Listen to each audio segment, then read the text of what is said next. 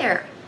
Today's nutrition topic is going to be around carbohydrates and how many of them you should be consuming. So, like anything else in nutrition, the answer is it depends.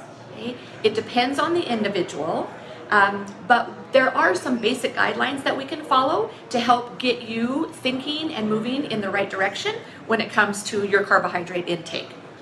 So before I get into any specifics, I just want to reiterate, my message is always that quality of food matters most. It matters more than quantity. So if you are just beginning your journey of eating a healthy diet, you need to simply focus on eating real foods and nutrient-dense foods and staying away from processed foods. That's step one. But what about for those of you that have got a pretty good handle on that and have been consistently eating real food for a good period of 6 months or maybe even upwards of a year? What now? Well, the truth is, at some point, if you want to optimize your body composition, then you are going to have to pay attention to the quantity of food you're eating. And that means not just are you overeating, but that also means are you eating enough? So when it comes to carbohydrates, you will have to at some point pay attention to how many of them you are consuming if you want to improve your body composition. Now, real food will take you a long way in creating health, but if you want to change your body and lose excess body fat, at some point you are going to have to dial it in a little bit tighter and figure out if you're eating enough or you're eating too much. Now, when it comes to carbohydrates, there are 3 kind of general guidelines that will determine how many carbs you should be consuming during the day. So number 1 is going to be your activity level. As a general rule of thumb, the more sedentary you are, the less carbs you're going to need. Okay? Carbs give us quick energy, and they are excellent for people that are highly active or participate in high intensity exercise activity. Okay?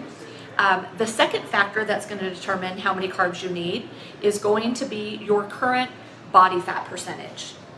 Now, you may or may not know that exact number, but as a general rule of thumb, if you have a lot of excess body fat or adipose tissue, you are not going to benefit from a high carbohydrate diet.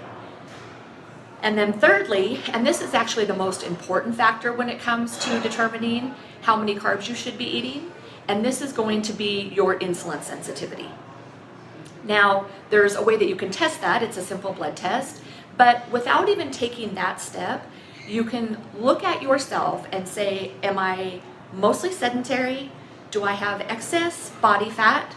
And if the answer to those are yes, then it's a pretty good guess that you are going to err on the side of being more insulin resistant. Now, for you folks, you need to really limit your carbohydrates.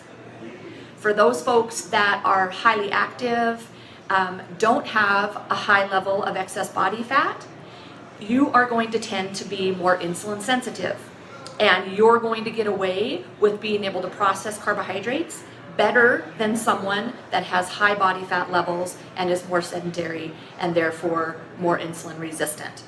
Okay, so that should get you started in the right direction.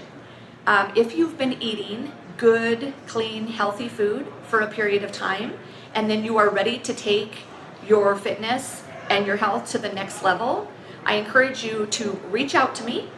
I can provide you with just an awesome 10-page comprehensive individualized nutrition report that we're going to go over some questions, we're going to determine your basal metabolic rate, and then I personally am going to format an extensive report for you that will get you moving to that next step of looking at how much protein, how much carbs, and how many fats you really need to perform optimally and look your best.